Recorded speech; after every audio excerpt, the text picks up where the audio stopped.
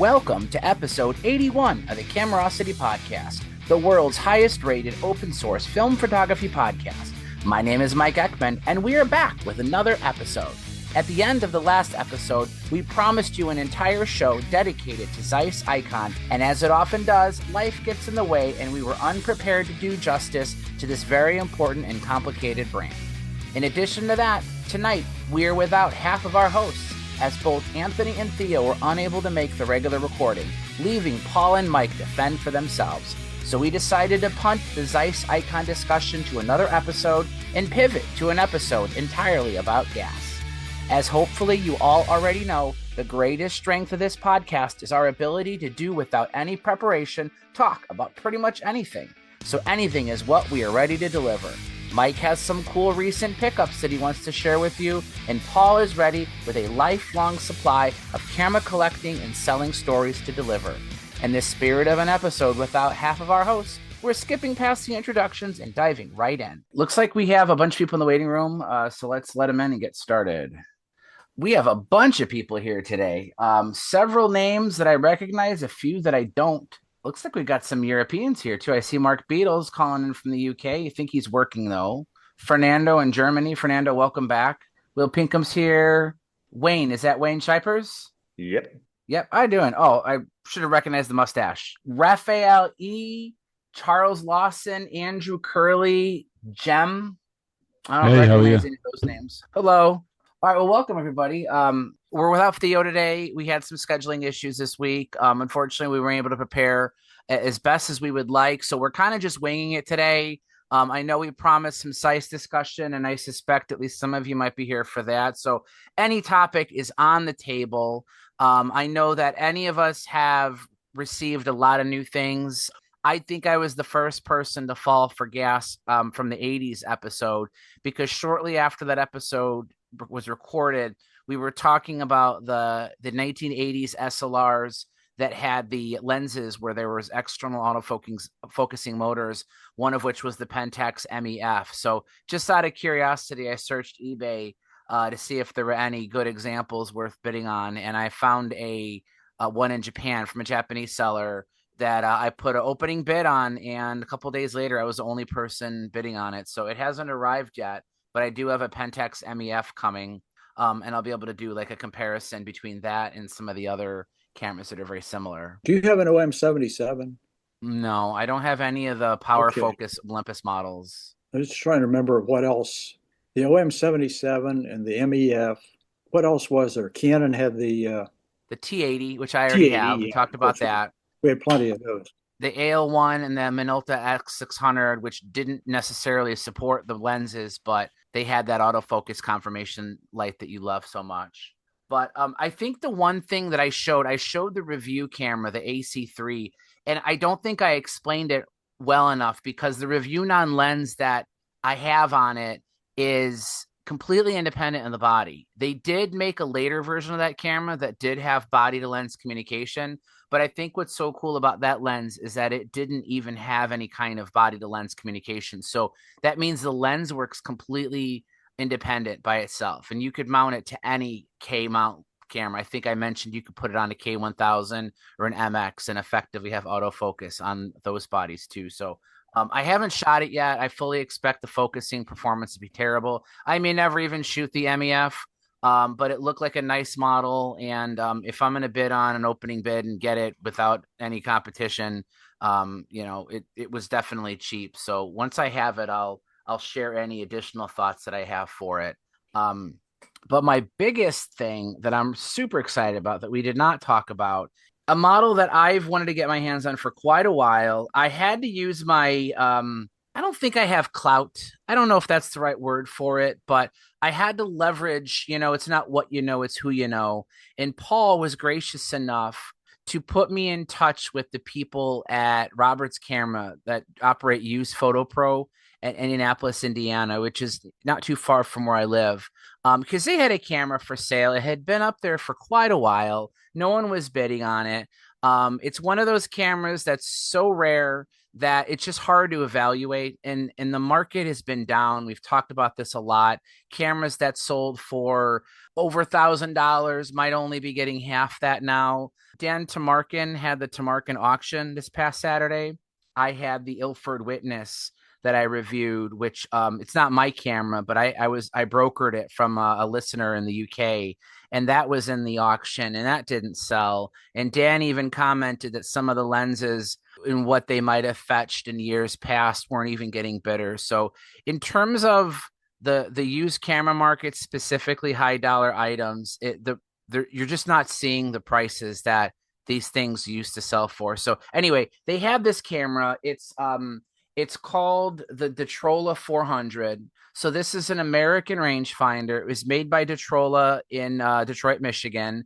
If you've ever heard that name before, it's probably because you're used to seeing they made a whole series of Bakelite 127 cameras that look kind of like this. These were the kinds of cameras that they were mostly well known for. They kind of have that similar, the Argus A shape. The Chicago cluster had this Bakelite where like the back is perfectly flat, but the front is like black rounded Bakelite.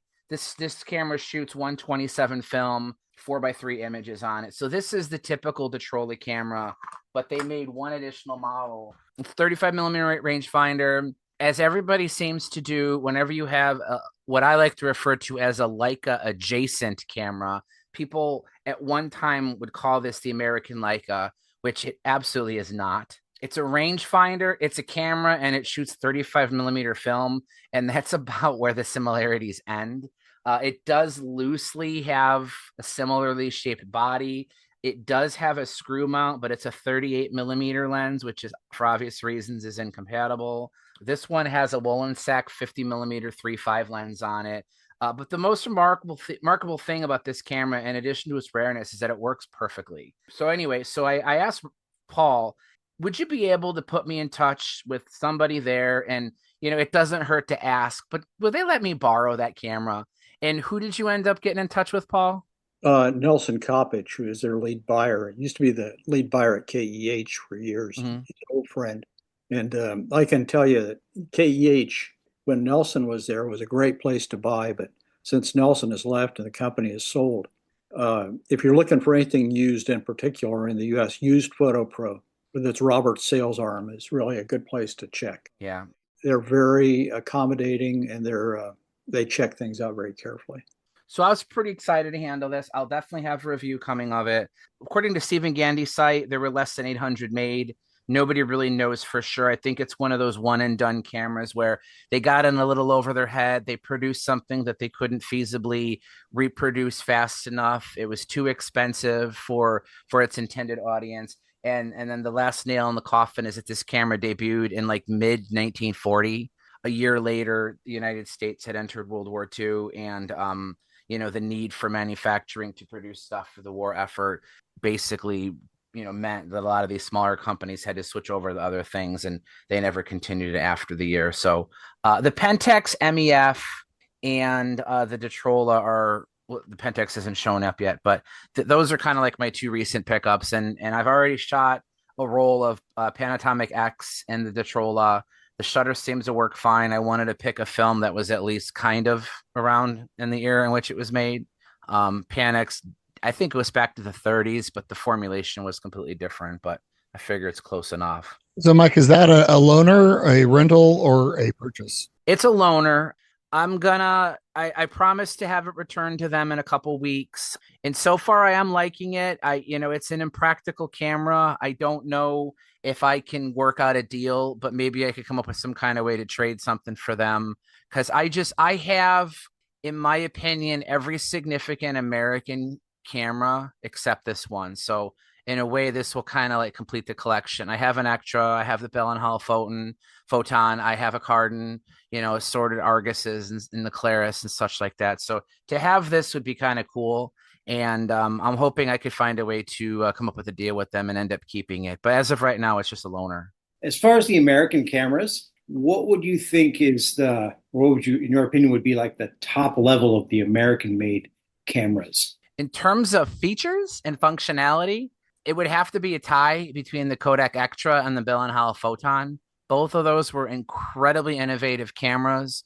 The Photon just doesn't look like anything else ever made. It's really, really pretty. It's notable for having a shutter, because Bill and Howell was known for making cinema cameras, motion picture equipment. So there's a modified version of a cinema shutter on this thing. You can't really see it because zoom doesn't show it, but the body covering is like a dark leather, like a dark brown.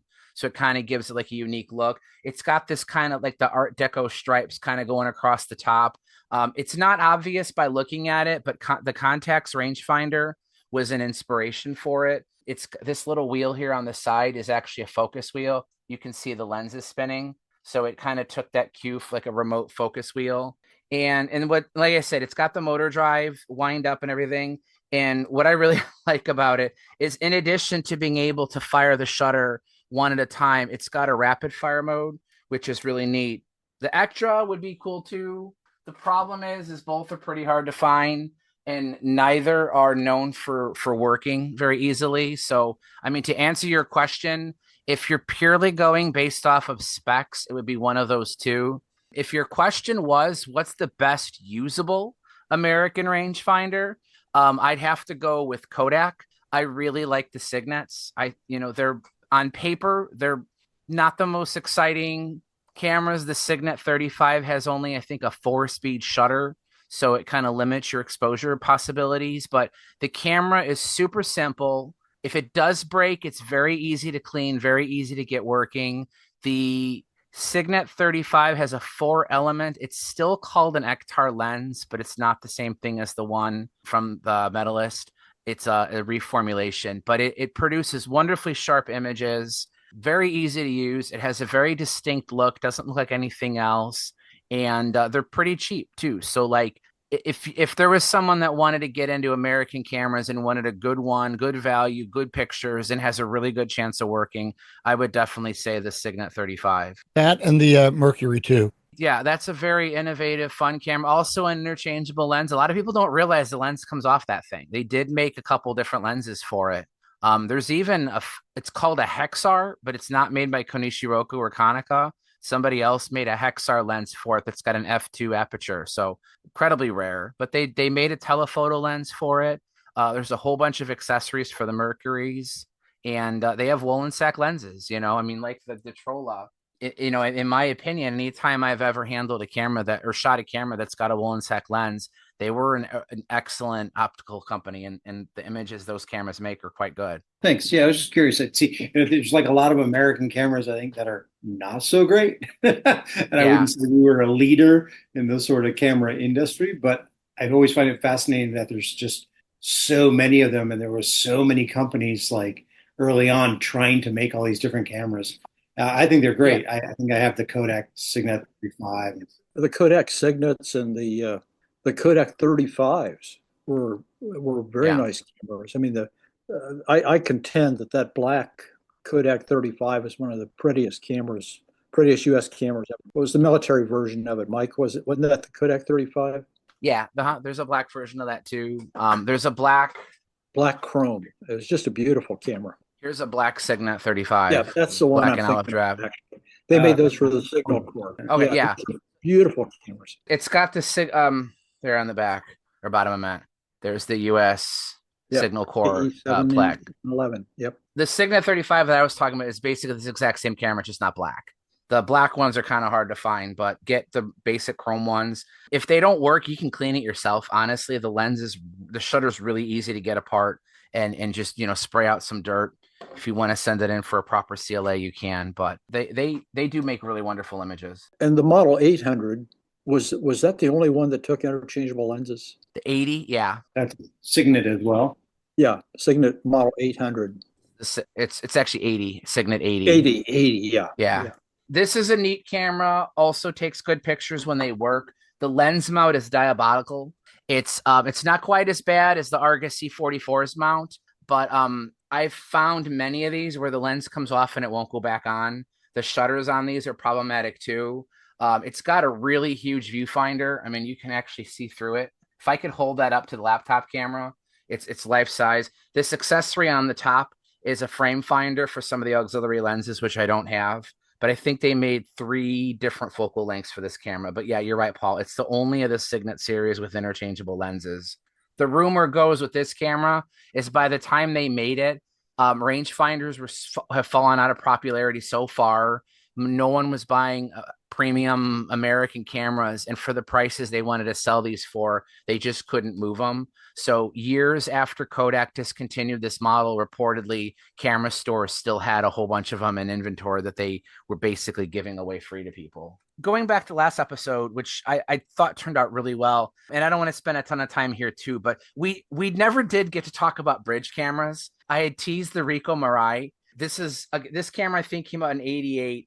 And I just love the the unique, design of it. It's got this folding handle. The flash shoots up and then out.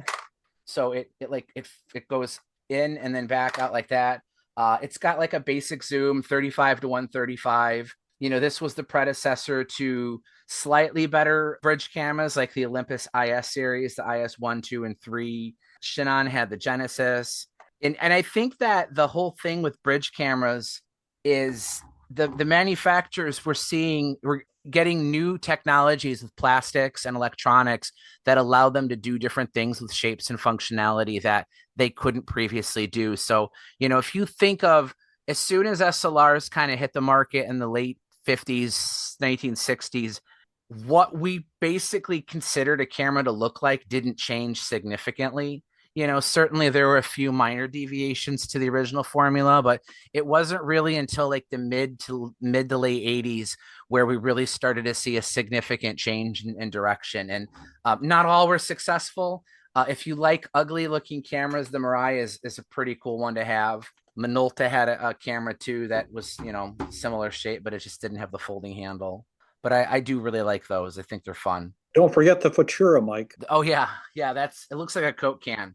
Yeah, the Futura had that one feature that none of the others had. It would mulch your film for you. I have one. I just don't know where it's at. Terrible to lock up and rip film. Yeah.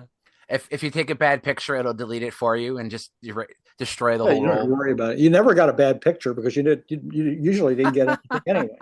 We got some interesting people here. So I think we have a good selection of guests. I mean, what's new with some of you guys? Wayne, we haven't seen you in a while. What have you been up to? Work mostly.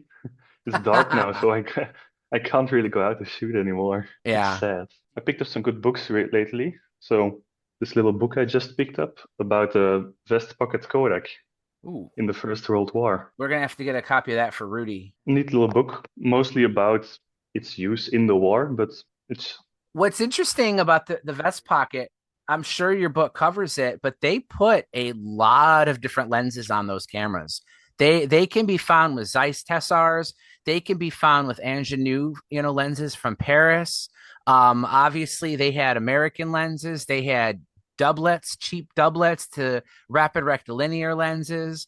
I mean, that was in my opinion, everybody gives the Brownie credit for being like the first, consumer camera. And in many ways it was, but the Vest Pocket, man, they made that for anybody and anything. You're right. It does have the nickname of the soldier's camera. Supposedly a lot of people used that camera during the First World War because it was the first camera small enough and tough enough to be able to handle being shoved in a soldier's pocket. And you'll see some like soldiers fighting in the trenches that were taken on Vest Pockets. And I don't know how many of them were made, but just the vast number of subtle variations on that camera suggest it was extraordinarily popular. So that seems like it could be a pretty interesting book to learn more about that one model. This is a pretty neat book that I think a lot of people would like. Unfortunately, it's in German only, but it's called Cameras for Million. It's dedicated to cameras made by Heinz Fask, who did the Rolleiflex 35, the Virgin Adixa, the Virgin Adixa Electronica. He did the Rolleiflex E110, Anthony. This is a pretty neat little book that covers all of his design elements and his whole history. It's a nice hardcover book, shows a lot of, behind the scenes pictures of him working for Rolleiflex and Virgin, some prototypes. It's all in German though, and I don't speak or read German. So for the sections that were interesting to me, I had to use my cell phone and Google Translate, but it did a pretty good job. I was able to get the information out of it that I want. So I'll stop short of recommending it to just everybody. And if you don't have the patience to sit there with Google Translate, because I'm not aware of an English translation of this book, but this one was pretty interesting if you want to learn more about Heinz Vosk and the contributions that he did. What about you, Will? Oh, I don't know. I had a couple of, how we were talking a while back about the eBay stories and Facebook Marketplace. So I had a coworker ask me if I wanted a couple cameras that were his dad's. Turns out they were both Ricos, which is kind of cool. One was the Ricomatic 35, and then the other one, I think nicer, is the Rico 500. So I was very excited, and they're both in great shape and very clean. And the film advances work on them? Film advances work on them. Yeah. Unfortunately, the famous grease has one of them. The 500 has the focus wheel is locked up. Oh no! Move it all. And on the other one, the shutter is the blades won't close down all the way. It fires, but they won't. The Ricomatic seems like a Soviet, huh? It does. It seems like it. It's a great camera, and it's got the wind lever underneath, and just the design of it's really cool. But I think they're fairly easy to fix and get that grease loosened up, cleaned out. So I'll probably give it a try at some point. If you look up the Zorky 10, there's a Zorky 10 and a Zorky 11, which are very similar. They call it a copy of the Ricomatic. It doesn't have the bottom trigger film advance, though. At least I don't think it does. Okay. I've never seen one, but if you go look at pictures of the Zorky 10 and 11, that might be why it looks Soviet to you, because the Soviets copied it. Yes, I have two.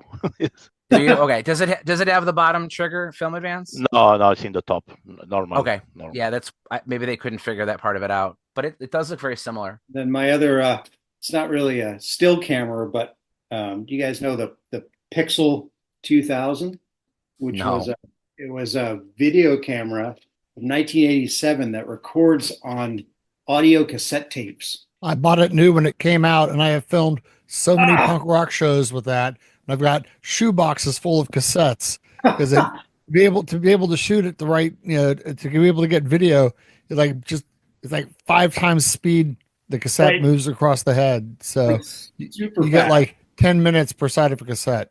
So I've been looking one for a long time, and I don't know, like a month or so ago, one popped up on Facebook Marketplace for $18. I mean, you're not kidding me. I mean, if you look on eBay, they're like hundreds. And so I'm like, all right, I messaged the guy, and it's about an hour away in Scranton. He looks great. He's got all this stuff, and I message, crickets, message again, crickets. I'm like, I don't know. Okay, whatever. So I kind of gave up on it. I found a different one on, eBay from like Goodwill or something for like $40. I got it. It needs work. The batteries are corroded, and kind of gave up. And yesterday pops up a warning on Marketplace, this same camera from this guy down in Scranton. And I'm like, I'm going to try it again. So I send him another message. Great. I literally just drove down now. Got back here about 10 minutes before, and it's in perfect shape, perfect condition. $18. And I asked the guy, I said, I messaged you, and it was kind of weird. I didn't hear from you. And he's like, oh, yeah. He's like, I had heart surgery down in Hershey, and I couldn't really write back to you. I was like, oh, my God. He's the nicest guy. But, yeah, I think it's my first successful Marketplace story.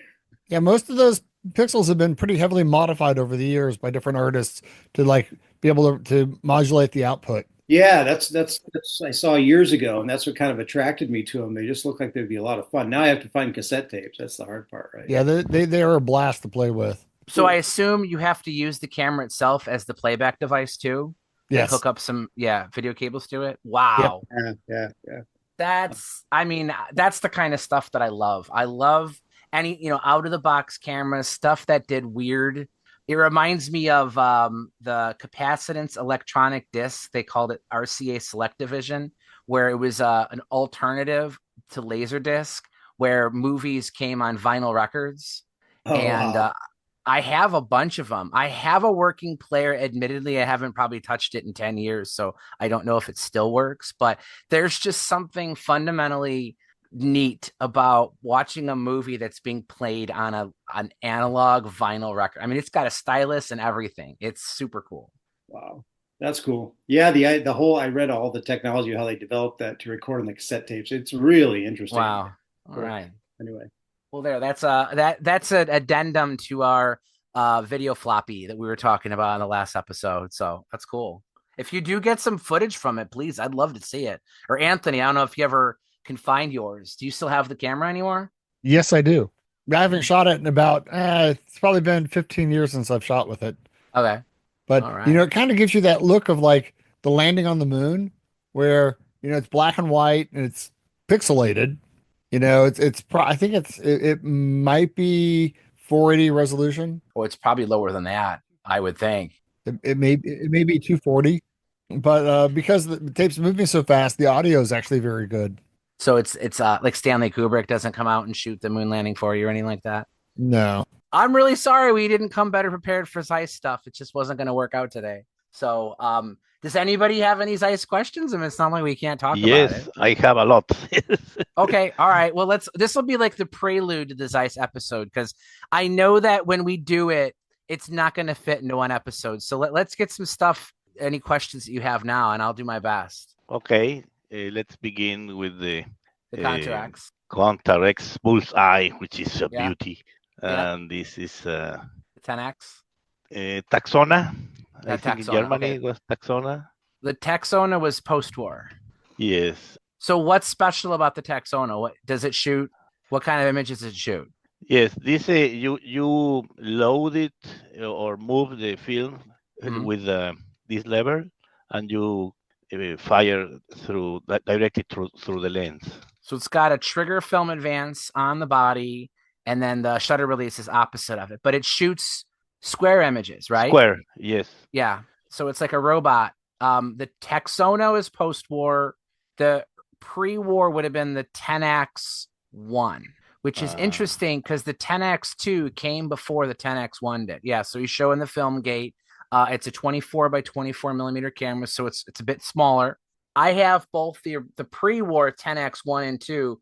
The 2 had interchangeable lenses. It's essentially, I shouldn't say essentially, but it's analogous to a Zeiss Contax, but with a leaf shutter and the interchangeable lenses. It's a rangefinder, and it does 24 by 24 also. So, all right. So the Tenax and the Taxona are cool square image Zeisses. Paul's holding up Wes Loader's. I actually would like to get him to participate with us, because while he is kind of limited to the 10X family, he does have a decent amount of knowledge about Zeiss as a brand. But that's a really great camera. Anthony, you got one from Kurt, and you shot it and were quite pleased with the results, right? We lost him. But one of you guys, either you or Anthony, sent me that book. I probably did. In a box with something else. So either Anthony by mistake or you did it. I think it actually came from Anthony. That's possible. I already had a copy, so I remember when I saw it, I thought I sent it to Anthony, so maybe he had a copy too and forwarded it on to you or something. I don't know, but for how much information he was able to come up with one model is pretty impressive. It's a really nice camera, though. Sorry, the 10X 2 is the camera I've always wanted to get, but I recently got a Taxona. Again, the shutter is kind of close. Are they a complicated camera to fix? Does anyone deal with those? No, it's not so difficult. You open it, it's simple. Okay. Well, that might be something Alan would try. I don't know. I mean, I've recently found out he can CLA a Bill and Heliphoton. So if he could do this, then I would assume he could do the Taxona. Yes. But I'm gonna edit that part out though, because Paul and I were joking around. I'm totally kidding when I'm saying this, but we're joking around that his backlog is getting bigger and bigger because we keep talking about him. So, all right. Anyway, so the Contarex you had, right? Yes, Contarex. What do you want to tell us about that? Oh, this is a beauty. It's the lens is great. I have many lenses. This is a planar f2, 50 millimeter. Unfortunately, the light meter doesn't work. But if you hear how it sounds when you shoot, it's like a tank. It's beautiful. NASA used those on certain space missions, I believe, yes, right? Yes. NASA used one of these, Bullseye. Which is interesting because they worked with a lot of Hasselblads. Later, they moved on to Nikons. But for them to have taken a Zeiss camera that was as complicated as that thing was into outer space, I thought was kind of remarkable because, you know, you would think that they would want something that they could more easily fix.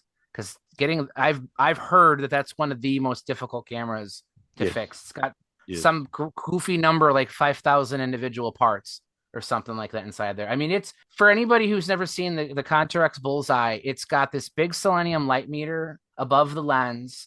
But what's remarkable about it is how you restrict light going into the meter. It's got its own diaphragm. Yeah, he took the cover off. So it has a lens diaphragm that opens and closes just like the diaphragm on a lens does to restrict how much light goes in based off of film speed. So if you have a slower film, you open it up more. If you have a faster film, you close it down. I mean, you know, most companies were happy with like a sliding bar or something, even a filter of some kind, but they incorporated, they went above and beyond on that. And you have a interchangeable backs that you can change film without with dark slide.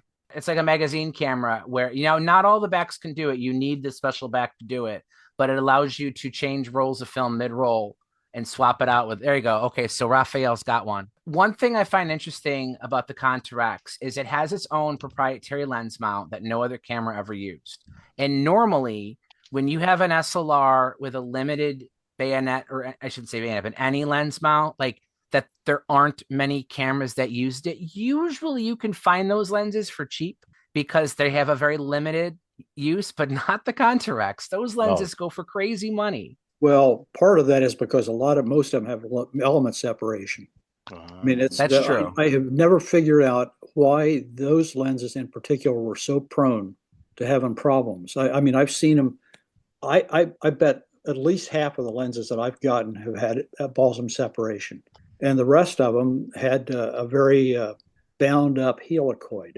I don't know if it was a particular grease or the way the helicoid was designed, but they had a lot of problems with those lenses. So Rafael's holding up some stuff there too. You want to go off mute and tell us what you got? Or introduce yourself real quick, because I don't think you've been on the show before, have you? I have, but it's been quite a long time. I keep missing. Where are you calling from? From Denver, Colorado. Okay, all right. I was actually just listening to the episode before, and it ended literally like 7 minutes before this show started. And I happened to have like my favorite point and shoot cheap camera that I got is a Contina 1A that takes the best slide pictures of anything that I own. And so I was hoping that somebody could speak to it because you guys always know so much about cameras. So I was like, tell me more about it. I think Anthony likes that camera, but he fell out here. He probably had something else going on. But no, the Contina it's a nice little camera. It's very compact, and they work quite well. What do you got, AJ? Do you have one also? Looks like AJ's got a metered version. Yeah, I picked this one up last month there when we did our big event on the vintage cameras. I'm loving it. I'm really loving it. The interesting thing about this for me is I knew nothing at all about the EV system, but that's how this one works. And so learning about exposure values instead of 2016 rule was sort of life-changing. To be able to just start looking around and just judging the general light quality and being able to set. I wish I had an EV reading on all of my cameras. And Raf, let me just make one note that the EV system is basically a mechanical program mode. Pretty much is, yeah. Without all the electronics and computers behind it. Because if you just want to change your depth of field, you rotate the two rings together, and that's the beauty about the EV system. I have it on one of my other cameras, actually on my Retina. I love it, and it freaks everybody out when I talk about exposure, and that in the 40s and the 50s they actually had that kind of a mechanical automation. Yeah, it works wonderfully. I love that. So to go back to your the original thing was, I did at some point, and I have not shot this yet, but I did pick up the whole kit with 3 lenses, 3 film backs. Contaflex or? Yeah, it's I think the Super B. I don't I don't know. It's got the yes. If it's got the exchangeable backs, I think that's the Super. Yeah, it's got the exchangeable backs. Does it have the 2 flash sync ports on top of the prism? No. Ooh, No, okay. I gotta figure this out. Sorry. But this is Contaflex. You change just the top of the lens, no? So the lenses are converters, teleconverters. No, those are Contaflexes with a front element. So it has a fixed lens that stays here, and these go just in. Right. Awesome. Right. So you can't take that accessory lens, Rafael, and mount it to a digital camera. I mean, I guess you could, but it's not you're not gonna get good images from it because it's like the Kodak Retina. When you would change the lens, part of the lens element stays with the camera. You're just changing like the front grouping. So they did that a lot on leaf shutter cameras because it was very difficult to construct a leaf shutter where all of the lens elements were in front of the blade of the actual shutter blades. A lot of them, like if you look in the film compartment, you'll see a glass element there. Obviously, when you're changing lenses, you can't change a lens if it's behind the shutter. So they would make those where you would have a limited ability of changing focal length by just swapping out either the front grouping, or in some cases, you would just screw on an auxiliary, almost like those cheap, you would see them for camcorders where it would alter the focal length, but it's just like a focal length multiplier or something. But that was kind of like what they did back then. But that was unique to leaf shutter SLRs. No other camera usually did that. And the Contaflex shares the same system of the backs that you can interchange as the Contarex. And they're not interchangeable between the Contarex and the Contaflex. No, it's much more wider. The Contarex is wider. The Contaflex is much less. Right. Because I've seen people sell Contaflex backs as Contarex backs and vice versa. It's confusing. So, yeah. It doesn't help that they put Conta as the prefix for like almost everything they made. Right. The Contina. What is the Conta prefix? Well, Contax. I don't know. They started making Contaxes and everything became a Cont. I have the Contaflex 126.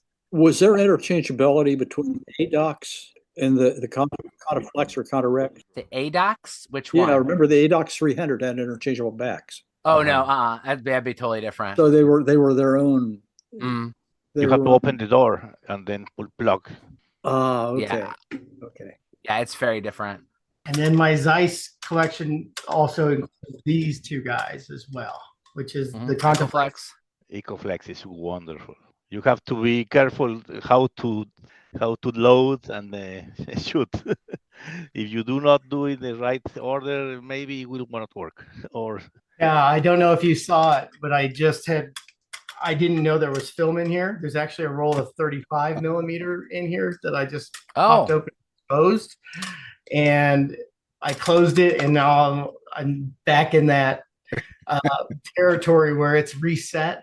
And now I got to go back and, basically going to lose the roll. That 35 millimeter adapter for that is a pretty cool accessory to have. I mean, certainly Rolleiflexes, the Flexorettes offered 35 millimeter adapters for the TLRs too, but it's pretty cool to be able to do. And I think Theo talked about this with some random camera that he never likes to talk about, but you can put I think you can take the baffle off of that and shoot 35 millimeter and get like pseudo panoramic images out of it where it's the full 6 centimeter width. That's hilarious. He literally just entered the waiting room. I guess I'll let him in. Okay, Wayne, what do you got there? Because Antony suddenly disappeared and because Theo wasn't there, I thought we should really talk about the Contessa 35. The Contessa 35, yeah. Maybe we're the same person. Yeah. Hey, Theo, welcome. Hi, thanks, guys. I can only join for a little bit, but thought I'd jump in for a bit. We settled on a miscellaneous kind of episode, but since miscellaneous also does include Zeiss, we did eventually get into everybody's kind of going around the room talking about their favorite models, and we were remarking at how many Zeiss cameras all began with Kant. Use that information for how you will. But so Wayne, that's the Contessa 35, right? That's a very popular camera that a lot of people really like. It would be their competitor to like the Retina. It makes wonderful images. I know that is a camera that a lot of people really like. And I will admit, I am not one of those people. I find the ergonomics to be poor. It's difficult to change things like focus. You have to reach in, and that the wheel is very tiny. The rings are tiny for very shutter tiny speeds, but such a fun camera to use. They make great images for sure. That I will. Another thing I will say, in defense of the well, not really in defense, but if that camera has been CLA'd and everything's working how it should, it is a very different camera than if it's stiff. I mean, I know that's probably common sense. Like any camera is going to be better when it's cleaned, but that camera really suffers when it stiffens up to the point where I don't even like using it. So I would and I do have one, but if you get one of those cameras and you can get one that's been recently CLA'd or just is in really wonderful condition, it's a much better camera to use than one that's stiffened up. Now, have you shot it with it before? I serviced mine myself. Okay. You did it yourself then? Yeah. Wow. Chris Sherlock has a video, and mine is an earlier model with a computer rapid, so it's a pretty simple shutter. I do wish I had the case. The leather case is beautiful. It doesn't have a tripod mount on the bottom, so it locks in using the strap lugs. I don't have the case, but I have one that came in the original box. This is like a velvet material. I don't know what material it is, but it's got a soft texture, but it says Contessa in like gold flake, and then you open it up and the camera's embossed into the body. So obviously you wouldn't be able to fit the Eveready case in there too, but this is a kind of a nice display box for it. We had Antony Hands join us. Antony from Down Under, welcome. Thank you so much, Mike. Good to see everyone. Good to see you. And Andrew Curley. Andrew, welcome. Have you gotten to say hello yet? No, thank you for allowing me to zoom in. I listen to this podcast pretty frequently, and so it's awesome fun to actually see people's faces with the voices I hear. Well, Rafael just told us he literally finished episode 80 7 minutes before this show started. So he went from listening to an episode to participating in the very next one. So that's obviously a uniqueness of this show that I don't think too many other podcasters are crazy enough to do. So what do you shoot, Andrew? First of all, I'll say I learned everything about cameras from listening to all of the episodes up to this point. And right now I'm shooting Hasselblad X-Pan, which I know people here don't like, and also a Hasselblad super wide camera. That's so WC? No, we don't. We like those a lot. I mean, it's the super wide in particular, but the X-Pans they're great cameras. They're just they become problematic. So yeah, that's the only problem with them. It's just they're having some failures. Yeah, that's true, and I'm obviously worried about that. There is something I'll mention to you just in case you do have a failure with the X-Pan. I just sent out 2 backs to a guy in China who is I had a couple of A24 backs. There's a guy in China who is converting Hasselblad A backs to panorama format, 26 by 72. So he'll either do 26 by 72 or 28 by 72. And he changes all the gearing, he changes the counter, and he puts a mask in them. So it's not inexpensive, but at least it lets you continue to shoot that format and get 24 to 27 exposures on a 120 roll. It's a lot more economical than it is to crop out a frame. And although it's not an X-Pan, it was an X-Pan. I have this thing which is called the Horseman 3D, which it's basically an X-Pan body, shutter, everything about it's from the X-Pan, except it has dual 38 millimeter lenses, and it just shoots stereo images on using the film gate of the what is it, 65 millimeter. I'd show it to you, but I have film in it right now. So far, this one hasn't developed any problems yet. I have yet to finish a full roll of film in it, but we'll see how well it performs after I get a chance to shoot it. But I do like how it has this kind of grip. I don't know if you That's the really front. Cool. So was that made by Fuji, you think? Yeah, I'm sure it was, because Fuji made all of them. I mean, it even says made in Japan on the bottom. Right, exactly. The TX1 was the Fuji version. The X-Pan was the rebranded version. And then I don't know how many of these Horsemans they made. I think it's weird that it's even called Horseman because I don't see the connection. Is it true that if you shoot expand, then you dream of cameras? I might. You never know. I have a question. My primary film shooter is a 500C, and I have been lusting after that SWC for years. But my question is, the 40. How big? What's the difference between a 40 millimeter on the Hasselblad 500 and the 38 millimeter on the SWC? About 9 pounds. The 40 millimeter Hasselblad lens is very, very heavy, and the 38 millimeter on the super wide. The super wide camera with a lens, a finder, and a back weighs half what the 40 millimeter lens weighs for the Hasselblad camera. So it's basically a difference in size. The angle of view is about the same. It's about 90 degrees. The distortion and everything else, it's going to be optically, it's going to be very close. But the big difference will be the size. And for anybody who doesn't know what the SWC is, it's super wide. They basically made a lens that was so wide they couldn't find a practical use for it on another camera. So they built the camera around the lens, which is the exact same thing they did with the Hologon ultra wide. This is a 15 millimeter lens, 15 millimeter f8. It's the body of a Contarex. So you can see the thickness of it, but the front element is actually inside the camera. I mean, the rear element, I think, is less than 2 millimeters away from the film plane. And I mean, if you could just in your head imagine that, picture even a rangefinder, you would never be able to fit a lens like that in a camera. So when they wanted to use these goofy wide angle lenses, they had to build something around it. So the Hasselblad SWC lens was made, you can't change it. There's no viewfinder. Well, it's a clip-on viewfinder, but it's not a reflex like a typical Hasselblad would be. The body itself, once you take the film back off on the SWC, it's incredibly narrow. I had one and I did not get along with the viewfinder.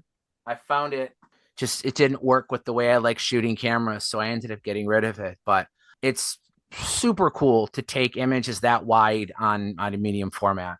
I was going to say, I used the 40 millimeter on the Hasselblad 500. I used to shoot weddings for a while when I lived in Hawaii, and they were like Japanese weddings. So it's this very production style. I would shoot like 6 or 7 a day, and carrying that 40 around all day was pretty brutal. I got really strong, but it was a gorgeous lens, and the camera itself was just super cool like that. Have you guys, I arrived late, so did you guys already talk about the early Zeiss-Ikon folders? We didn't have as much time to prepare for a really good Zeiss episode, so we've kind of just been winging it. So we're all over the place. So go for it. This is a Zeiss-Ikon Nettar. It's got a 105 millimeter f3.5 lens. It's 6x9, and it's from 1933. I put one roll of film through it a long time ago, and discovered that I had some bellows leaks and a lens that needs a good clean. And since then, it's just been a shelf queen. But It's a very pretty camera. I probably should get around to fixing it. Anyone else use one of these or something like it? I mean, the Icontas are the ones that at first I thought that's what you had, but I have a 4.5 by 6 Nettar, one of the small ones. And I've never shot the 6x9 like you have there, but wonderful cameras. I mean, it's kind of in the same boat as the Contina, and that the Novar lenses, I think, are all triplets.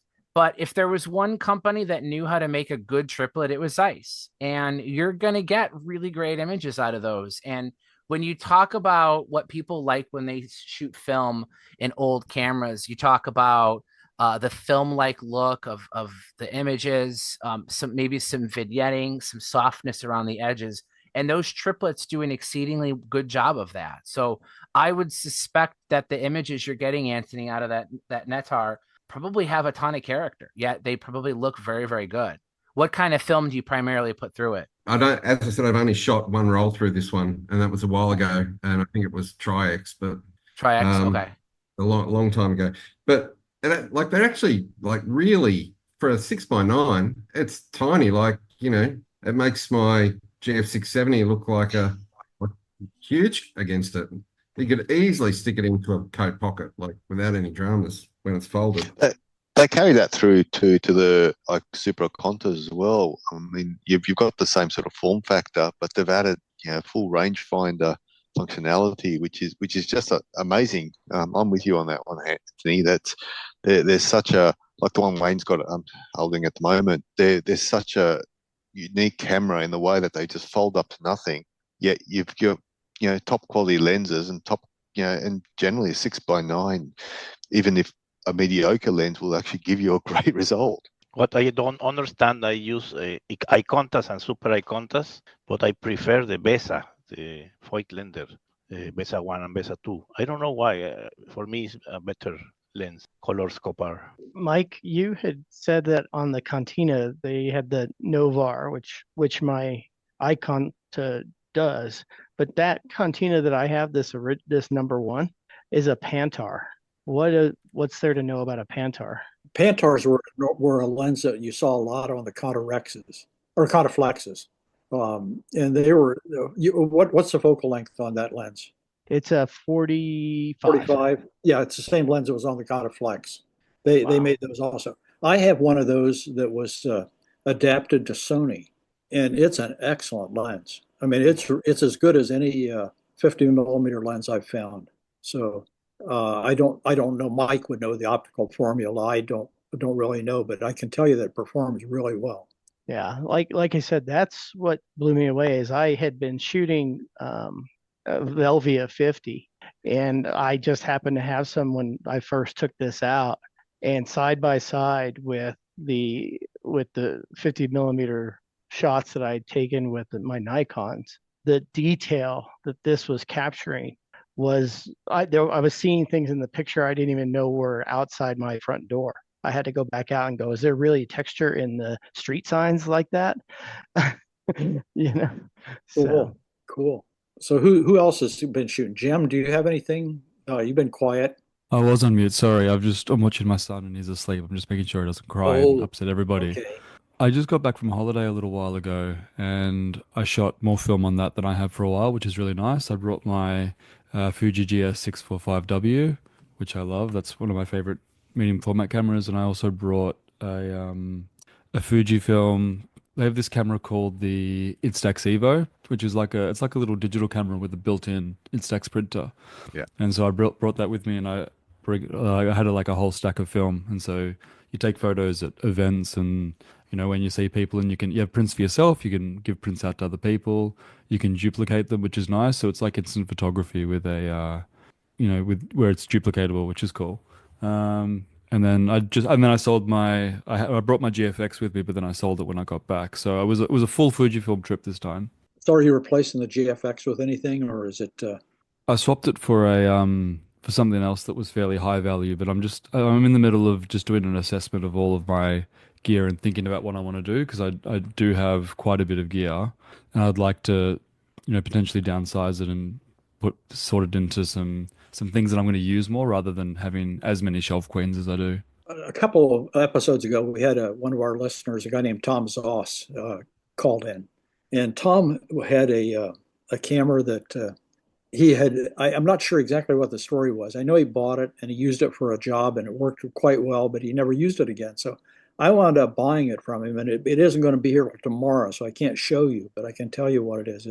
It's a Graflex XL-SW, which is an unusual interchangeable lens camera made by Singer, the sewing machine people in the U.S., but marketed by Graflex. This camera was modified by S.K. Grimes, who is a U.S. Steve Grimes is a guy that back in the 1930s, up until he passed away sometime, I think around 2010, was known as the photographer's machinist. And what he did was modify lens mounts, cameras. He was just a wizard with making anything work. And so he modified this Graflex XL-SW to take a 45 millimeter f4.5 apo-grandigon lens, which is actually a view camera lens with a very wide angle of view, 110 degree angle of view.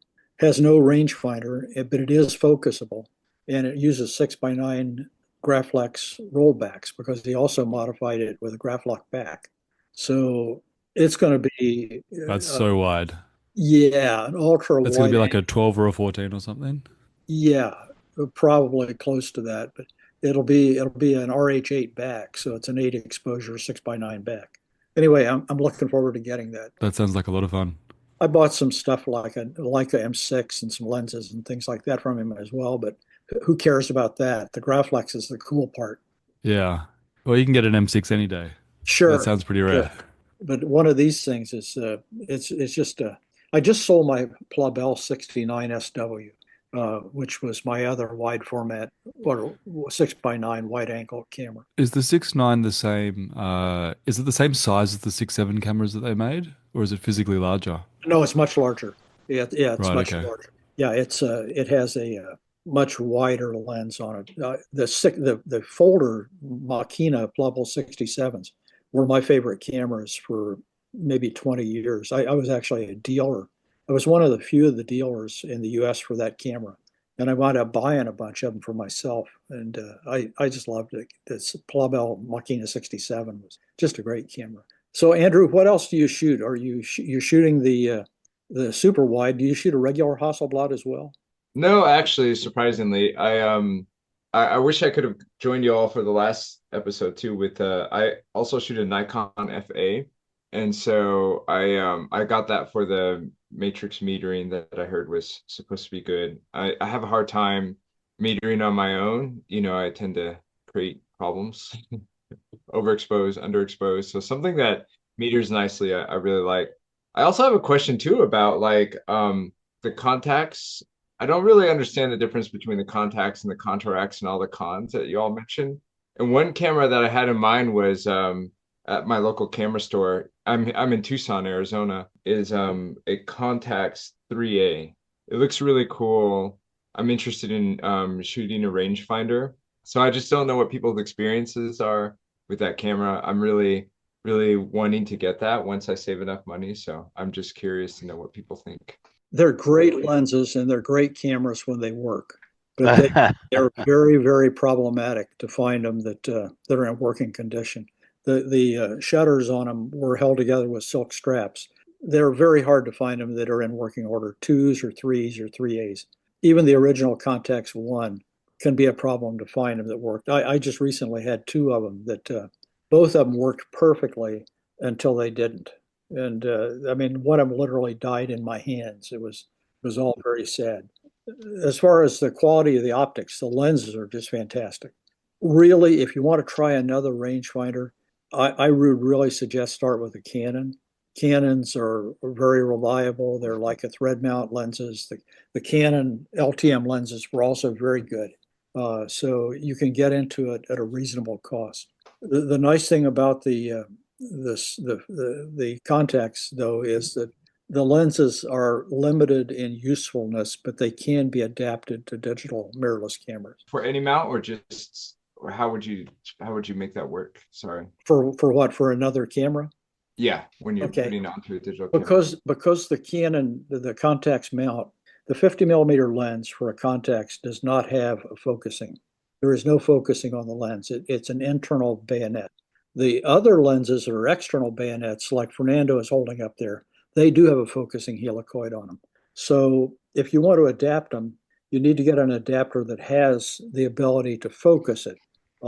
And a lot of those were made from old Soviet cameras that use the Contax mount.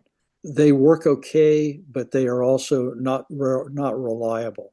They can come apart very easily. Rafael's holding up one there that was. I use those with. There was a guy named Amadeo Muselli who's based in Florida now, but he's from South America, and he makes adapters to adapt the contact lenses to Leica, to Fuji, and to Sony. And they're very, very good, but they're also very, very expensive. But if you're going to do that, what the way to do it is buy Amadeo's adapter to Leica, because then you can adapt it to Sony or Fuji or basically anything else very simply. Charles, you're unmuted. What are you shooting with? I brought by, I know that we went into kind of random mode tonight, but I did bring by a Contax that I got at a local estate sale that I had repaired by a friend in Ukraine who works on Kiev, so he did a really nice job on getting this going again. This one has the dubious distinction of having been owned by a guy who became famous for bringing the plight of Alzheimer's patients to the fore in the United States. Have you shot with it? I've got a roll of HP5 in it right now. Haven't processed anything off of it yet, but everything looks clean and no fungus in the lenses, and everything seems to be working okay. So yes, I just bought this 85, and I tested last weekend with Russian film Svima 200, and the pictures are beautiful, really. Yeah. This is 85 f4. Cool. That one's a 135 Russian as well. Yes, much longer. Yeah. This friend of mine was selling. He sold Kievs and Zorkis and Feds from Ukraine prior to the invasion, and we've since become pretty good friends. And I keep up with him and send his children stuff at Christmas and all this. It's kind of neat. And he does repairs on these. And of course, when I told him I was getting a Contax that needed some help, he said, "Oh, you can send that to me and have it repaired." And I was a little. I mean, that was post-invasion. He lives in a town where there was an air base that the Russians took over at one point, and then he and his neighbors and the army took it back. So it's pretty amazing. I got some pretty amazing pictures of him in street clothes with a rifle with his neighbors. It was crazy. But he did a really nice job restoring this one. All the Kievs I have are all, as far as Kievs go, they're in great working condition, right? Right, as far as they're concerned. Yeah. So AJ, what are you shooting with? You've been quiet. Actually, I've been shooting a lot with. I still got my first film in my Icon Contina, but Mike also sent me up a. We were talking a few episodes back about. Mike had told me about the tourist with the Aniston lens. So I've been shooting this. I have actually got one film already developed. I just got to scan it and send it up to the Discord server. And what else have I got? I've got all new. I have a Rolleiflex SL35M, which I got about a month ago. The optics are great. Yeah, well, actually, with that Rolleiflex, I got planar 51.8. This is the which 35? one is this? The 25 2.8. Yeah. Oh. And I've got a 135. Yeah, the 135 f4, the Tessar. So I haven't actually put a film in there yet, but I'm eager to try that out. And also, I'd mentioned it to Mike on Discord, or maybe it was on Messenger, I forget. This camera, I have never seen anything like it. It's the Aries 35V. I've been reading up on it on Mike's website, but it is a 35 millimeter that has the shutter just behind the lens, and the lens, there were 3 lenses made for this.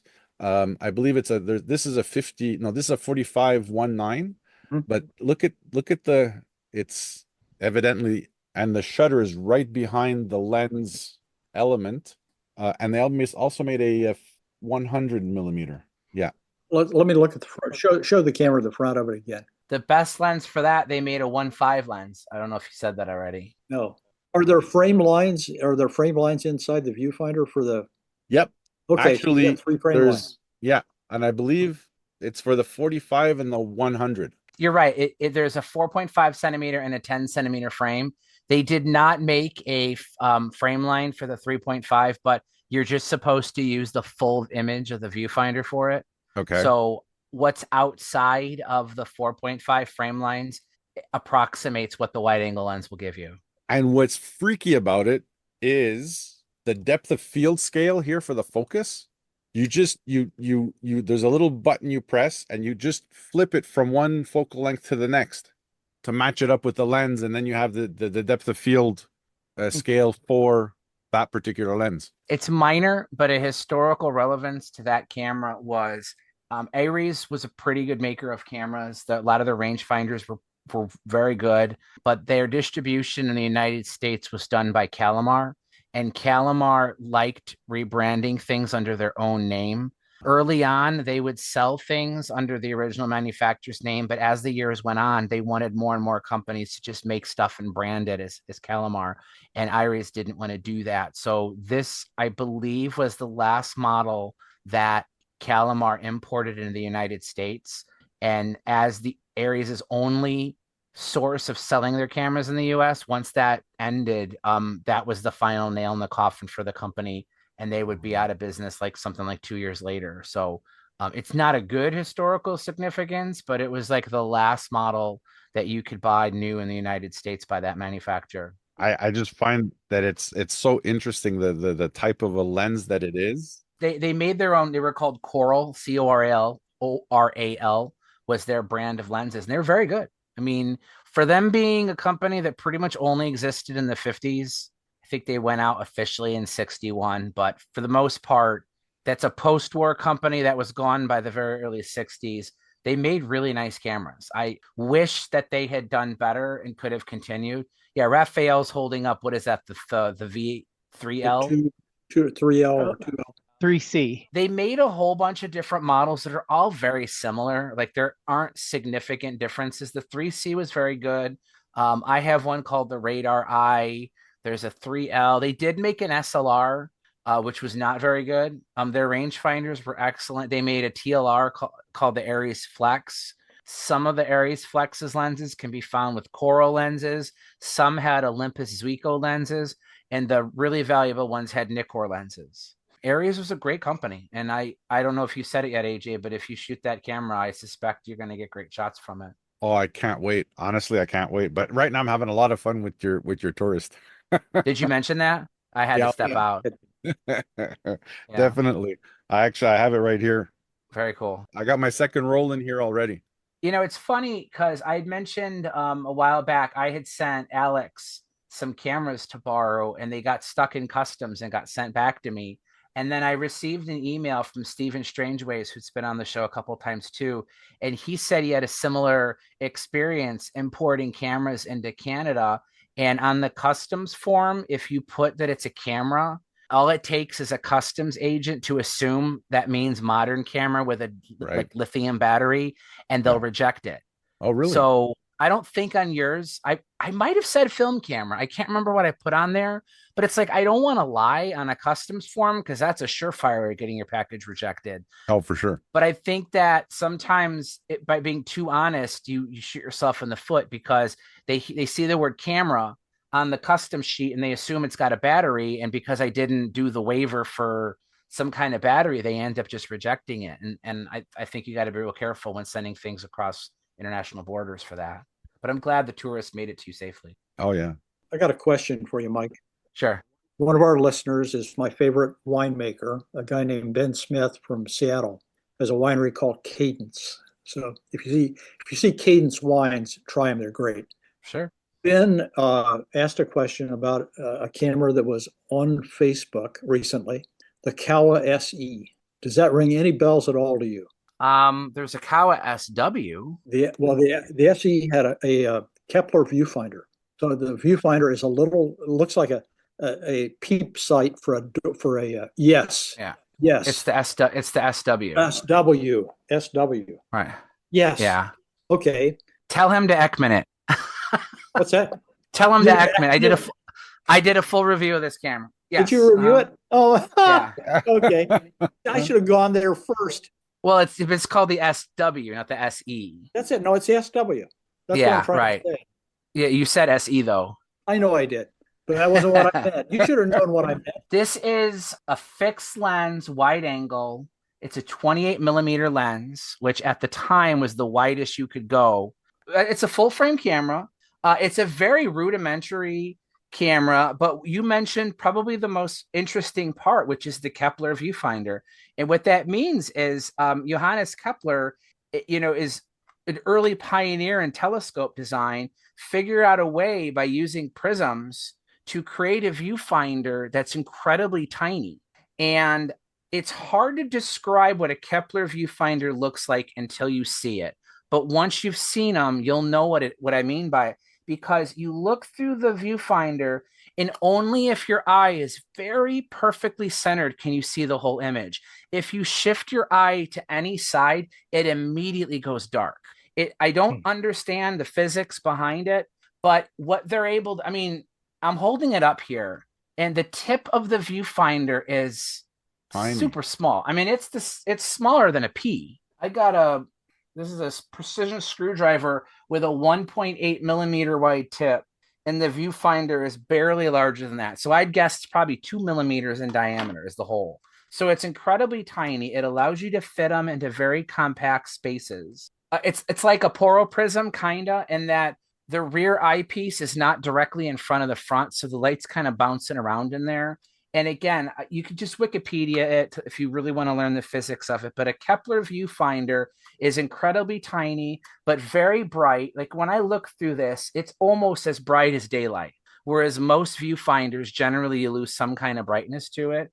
But the idea was they could make it very small. But the SW was a full frame, fully manual exposure. It's got no metering whatsoever. It's got shutter speeds from 1 to 500 plus bulb. It's an f3.2 28 millimeter lens.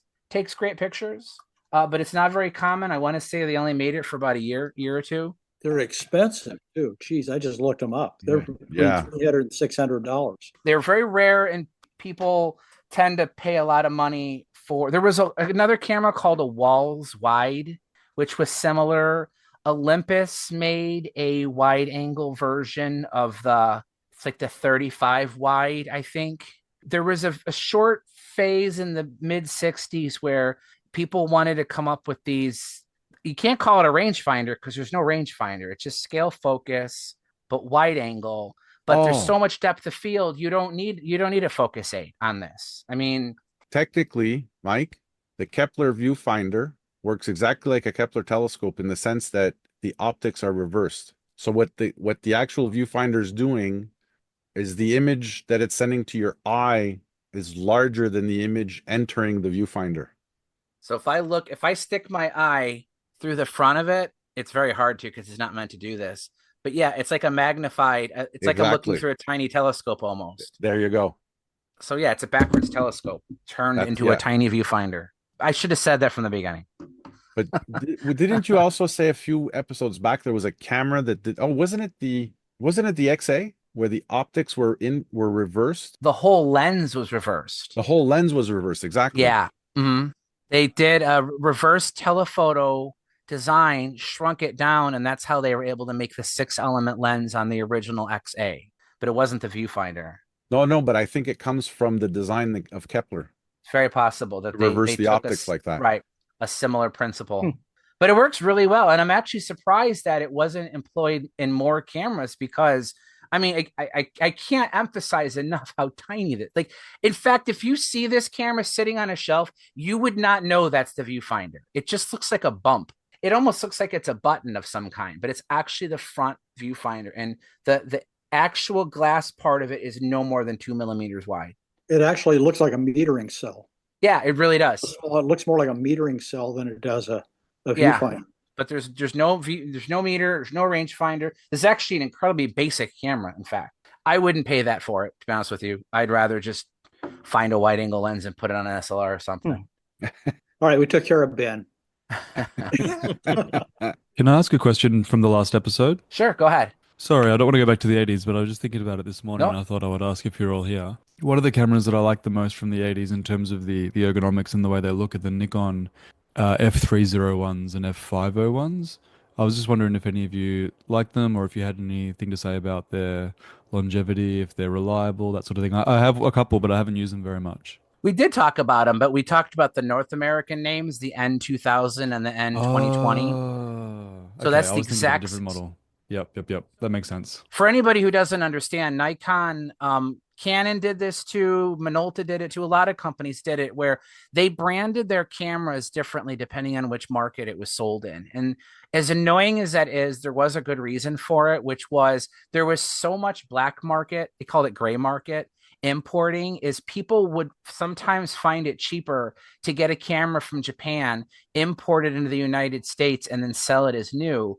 But the problem is that like if you did that Nikon of America didn't count that camera towards their sales, and it caused problems. Paul, you could probably explain it better than I could, but it ultimately caused problems for warranty work.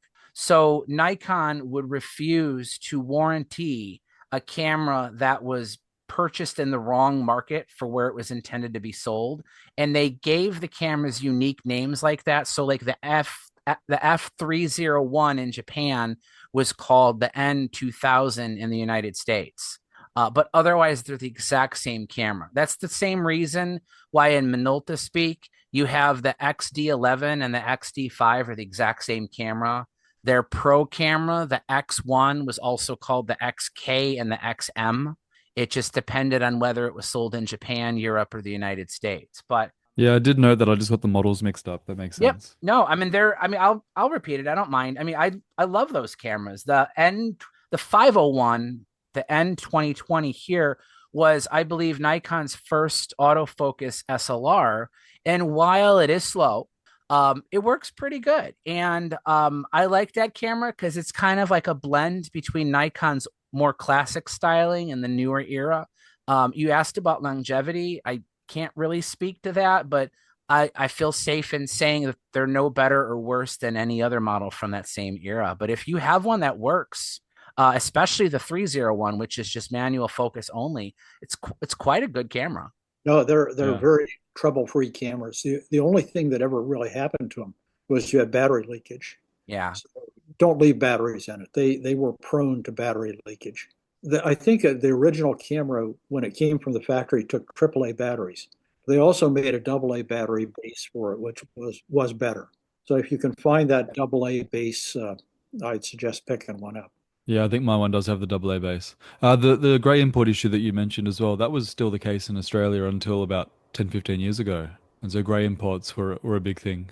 Yeah, parallel imports, they called them, or gray market. But there was some validity to it. If, for example, you went to Japan and you bought a camera while you were in Japan and brought it back to the US, and you could prove that you brought it back to the US after purchasing it in Japan, then Nikon USA would repair it under warranty. But if you bought it from a dealer that brought it in outside the normal channels, then Nikon would not repair it.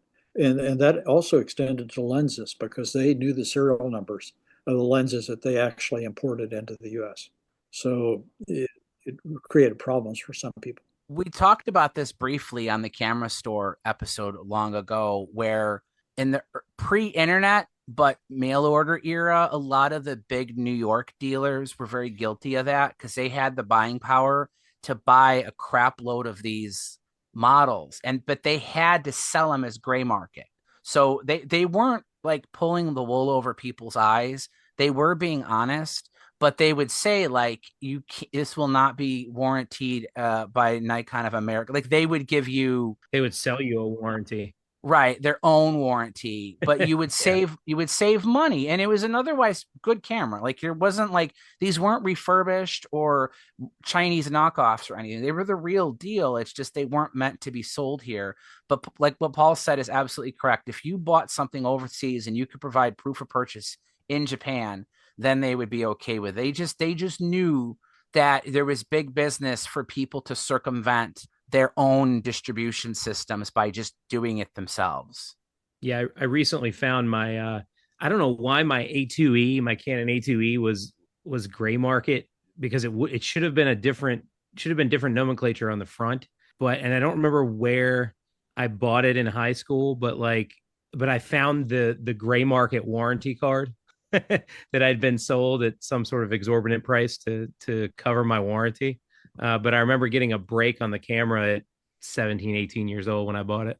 Yeah, I don't think Canon did it as consistently as Nikon and Minolta did, but there are some cameras, like they'd be called the Rebel here, but they'd have a different name somewhere else. Yeah. I'm not as familiar with that era of cameras, but it wasn't unique to Nikon. No, Minolta called their Maxims the Dynaxes. Yeah, and Alphas. Yep. Alphas. Yep. Later on. The Alpha 7, the Maxim 7, and the Dynax 7 are all the same camera, just different markets. And they all have that problem, or if they don't, they're going to have that problem where the aperture ring breaks. And if you try to stop down the lens any more from wide open, you get all E's in the viewfinder and the camera locks up. Ask me how I know that. Otherwise, it's a great camera. That might even be up there as one of my all-time favorite cameras if they all didn't have that issue. And as I understand it, the part that stops down the lens is just made of plastic. And it gets old, it gets brittle, and it just cracks. And as soon as that happens, the camera detects a motor malfunction and it just locks up the camera. It resets every time you turn it back on, but the very next time you try to use it, it'll just happen again. And there's no original parts for it. The only way you can get a part is from a donor body, but that donor body is going to have a part that's just as old and likely to break too. So until somebody can remanufacture that part through a 3D printer or something that's stronger, that era of Minolta cameras are going to be more and more, or I should say less and less usable. You can get brass replacements, apparently. You can? I've seen someone replace it's a tiny little cog on a little it's buried inside the camera. Yeah. But it's just a tiny little cog that breaks. I think that's got to be a recent development though, because because it's a tiny piece. So the filaments that you need to use have to be small enough, precise enough, but also durable to where they don't break. Well, this was a metal brass. It was brass? The new one. The old one is some plastic that just right. The original was like a nylon plastic of some kind. Okay, so someone's making metal versions. All right, I didn't know that. I may have to look into getting that done because I have two. I have an Alpha 7 and a Dynex 7, and I do really like them. Charles was talking about the Ukrainian cameras, well, Ukrainian repairer earlier. I have a interesting story about a modern film camera, if you are interested to hear it, from Ukraine. This is the Jolly Look instant camera. It was released on a Kickstarter, and it was a very successful Kickstarter. They went into production, and then their production facility was based in Bucha. And you can imagine what happened. Basically, everything was lost. They had to escape the country. They were able to go back and retrieve some parts like the rollers and things like that, but the production, which had been outsourced partially to China, was just a disaster, and it was not a particularly successful Kickstarter in that there was a lot of delays. But the people that ran the company borrowed a lot of money and proceeded to complete the Kickstarter and deliver everything to everyone, albeit several years later. And anyway, I got one of these original ones, and it's made out of like reinforced cardboard with a single element lens and a shutter that's controlled by rubber bands and a bellows and everything. It's pretty cool, and it does take good images. But when I got it, I just discovered that I wasn't confident with the shutter, and there were other issues. So I actually built from my second one, don't ask me why I've got several, I built a pinhole camera out of it with an adjustable field of view based on the distance that you pull it out. And I sent this to the guys. I sent images of it to them and said, hey, have a think about this. And they ended up manufacturing out of wood. And they put this together and used the money that they got from selling these to finish the original Kickstarter obligations and everything. And now they're building a timber version that is actually going to have an auto exposure setting in it. Wow. But it's really quite interesting. It's got a very interesting dial on the back that mechanically tells you the exposure based on the sun and that sort of thing. Got like planetary gears, like a transmission does. Yeah, it's a pretty neat thing. This is it folded up, and it uses the same design. This is actually, I think this is they made an Instax square version of this one as well. You said that by moving the bellows forward and backward, you're actually changing the field of view, right? So like wide angle would be here on what would normally be the focus scale of an original one. They actually have field of view markers. So, like I see. 110 millimeters, that sort of thing. Yeah. Okay. So, and obviously the amount of light hitting the film gets less as you extend out. And that is why you have an adjustment based on the level of extension and the daylight to determine how long you need to leave the shutter open for. And, the shutter's just a simple little sliding. Yeah. So it's a pinhole. Yeah, exactly. Yeah. So they're actually building the same design effectively with an electronic shutter at the moment, if it ever gets finished. They've had all sorts of dramas with having to shift into Europe. But what is actually interesting, and which I'm going to do at Christmas time, is they now sell the whole thing in a kit. A kit, yeah. So you can build it yourself. And I normally build a Lego set over Christmas, but this year I'm going to build a camera, which I think is pretty cool. Cool. That is cool. Very cool. Anthony, you got me pegged. I'm looking at the website now. Is it Jolly Look? Is that the website, AJ? Yeah, jollylook.com. And I'm looking at the instant square. Yeah. The guy that originally started off with two partners, and then when the invasion happened and everything, and they were sort of like in different parts of Europe that they emigrated to, and they wanted to rebuild the facilities and all that sort of thing, and the guy was committed to the camera. His name is Evgeny, the guy that ended up being the sole owner of the company. And it's a really interesting story. And unlike a lot of Kickstarters, even despite all these things happening, they've found a way to be able to deliver the product, albeit, a couple of years late. But all of the original Kickstarter rewards and everything have been delivered now. And I think that's pretty good in these days, when he could have just walked away from it without a drama. Now, Anthony, that's mechanical. There's no battery in there to eject the film. It's all that's right. You use it's got a winding lever at the side, and you can hear the click. It's got the little pin that pushes out the rear. I can't remember what it's called. But yeah, the whole thing is mechanical, everything on it. The new unit is made out of timber. The bellows is like a reinforced cardboard, obviously the pinhole. And the only plastic and metal components are the development unit, which is like a little plastic box with the rollers at the top. I used to be, still am to a degree, really into instant cameras, and that's how I got into it all.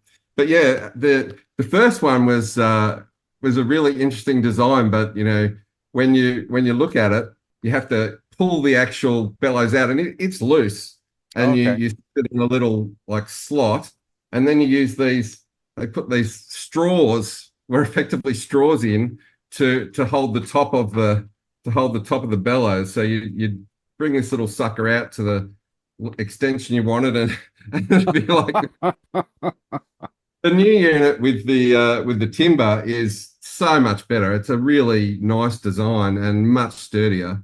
But yeah, the original one was a bit of fun. The actual shutter is amusing too, because it's an elastic band on the original one. So the Fresnel lens, this little tiny plastic Fresnel lens, is built into the shutter. And then when you fire the shutter, you've got two shutter speeds, a fast and a slow.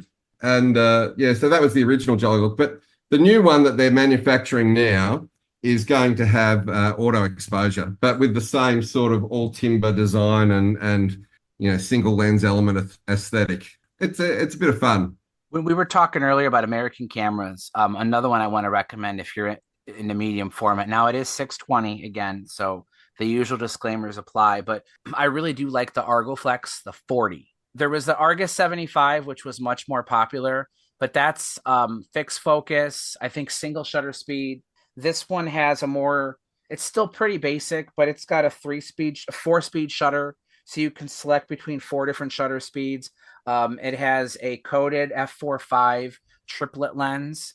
It's still not a true TLR. It's like they call them pseudo TLRs or a brilliant viewfinder. I call them a twin lens box camera.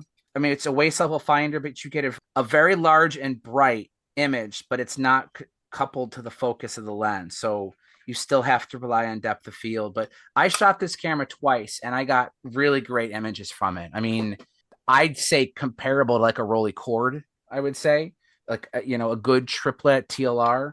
But if you're looking for cheap American cameras, check out the Rolleiflex 40. So that was 620. It's not a Kodak camera, but Argus was drinking the Kodak Kool-Aid. Right. I think if I remember correctly, and it has been a while since I've shot this, I believe you can fit a 120 spool on the supply end, but you do need 620 on the take-up side. It still is tight though, but it does work if you just for whatever reason are really adamant about not respooling. But I would definitely recommend respooling if you wanted to shoot this camera. I have a lot of 620 spools, and you could find them. I mean, AJ, how much is an Rolleiflex 40 on eBay right now? US is $15. Yeah, $15. I have the 75, I think. I don't know if I have a 40. I should check, but it's really the same camera, just the 75 is a fixed focus. It's just simpler. This has a better lens, a range of 4 different shutter speeds, and you could focus the lens to different distances. So it's just a little bit more capable of a camera. You know what people are using those for is viewfinder photography. Oh, they're going through the viewfinder. They're going shooting. Yeah, they're shooting a digital camera. Right. Focused on the viewfinder. Yes. I mean, it's bright. I mean, I wouldn't do that myself, but I guess I could see. I mean, I remember when that was kind of a thing for a while. All the camera people were doing that. Paul, I had a question for you earlier. You were talking about the Canon rangefinders as a good intro to rangefinder photography, and on that, like, I don't have the P or any of that stuff, but as far as a model, what would you recommend? The 4S2s are good. The L is good. The P is good. The 4S2 is like the early. Right. It's like a Barnack Leica. Okay, I do have one of those, which I got oddly at a thrift store, and I've never used it. It's in great condition. Yeah, unless the only problem with them is sometimes the shutters dry out on them. Okay. But and also if you get one of the models that has the metal shutter, the odds are the metal shutter is going to have a dimple in it or a little mark. Don't worry about it. They all do. But the 4S2 is a good choice. Okay. They're all very reliable. Thank you. Well, one last thing I'll show, and because AJ, this is the first time I met AJ, we were talking about Horseman cameras. Oh, yeah. And I'm getting ready to fire this puppy up. For some reason, we had 2 of these things, and I got one and Mike got one. For some reason, the back I have on this one only mounts with the wind lever at the bottom, which is not right. The other one mounts either direction. So while we were talking, I just found one at Used Photo Pro for $101.95. So I bought it. And it's the same one that Anthony has that I know works with the wind lever at the top. So I'm glad to give him a little business. Is that 6x9? Yeah, 6x9. Yeah. It's a cool camera because the camera itself is about the same size as a paperback book. Not a paperback book, but a paperback book. But the reason, what's funny about it is they called it a convertible because their plan was to make different lenses for it. They never got very far with it. So this is the only lens they ever made for it. It's a 62 millimeter f5.6 lens. So it's a wide angle. It's about the same thing as a 28 millimeter lens on 35. But you have on the lens itself, you have 2 levers. One lever cocks the shutter. The second lever shoots the camera. It's like the Ricoh 500s like that. Yeah. It's a shutter. It's a very simple camera. If you guys look in the Zoom chat, I posted a picture. While Paul was talking, I just took my cell phone, pointed it through the viewfinder of that Argus, and then just cropped it really quickly, no editing. So, I mean, that's a cell phone quality image. Oh, yeah. That's great. I think that you could probably do better with a proper digital camera. But yeah, I mean, if you notice how little vignetting there is, and that's a cell phone picture through the viewfinder of the Rolleiflex 40. Wow. So I guess that's another way to use old cameras. Hey, whatever.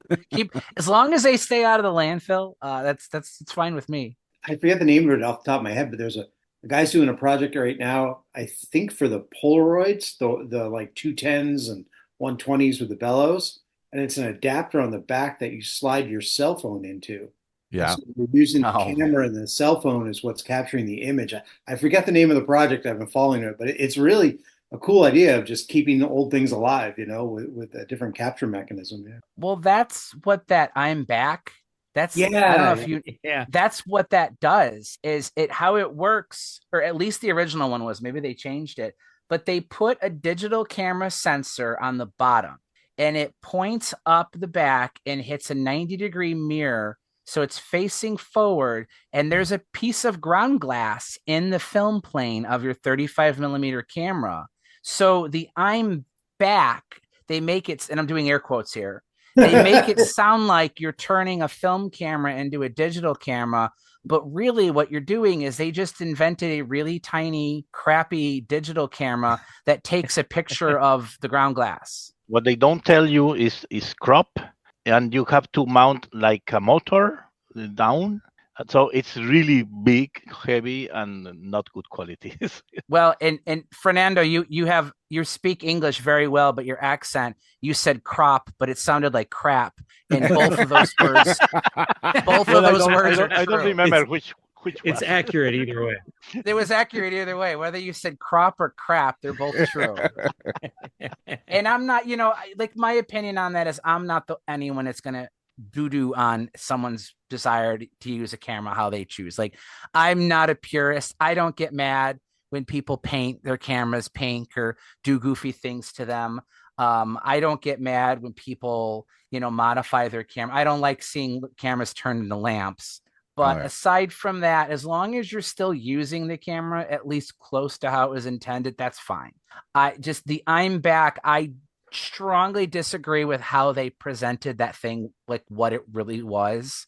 And when you finally learn how it works and see the results of it, it's really terrible. They acted like it was digital film that you slap in the back of your Nikon F2 and it becomes digital. It's not. Because there were quite a few people in the late 90s, early 2000s that kept trying this idea of it looked like a 35 millimeter cassette with a very thin digital sensor that you would just put in the film compartment.